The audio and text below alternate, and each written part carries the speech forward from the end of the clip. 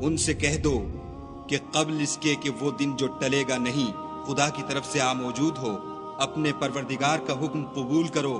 اس دن تمہارے لیے نہ کوئی جائے پناہ ہوگی اور نہ تم سے گناہوں کا انکار ہی بن پڑے گا۔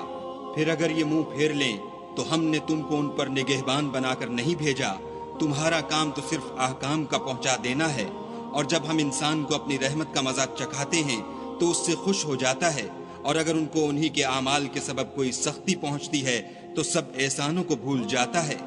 بے شک انسان بڑا ناشکرا ہے۔ تمام بادشاہت خدا ہی کی ہے، آسمانوں کی بھی اور زمین کی بھی۔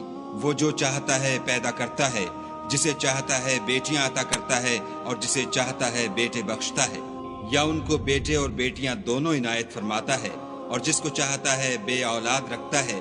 وہ تو جاننے والا اور قدرت والا ہے، اور کسی آدمی کے لیے ممکن نہیں کہ خدا اس سے بات کرے مگر الہام کے ذریعے سے یا پردے کے پیچھے سے۔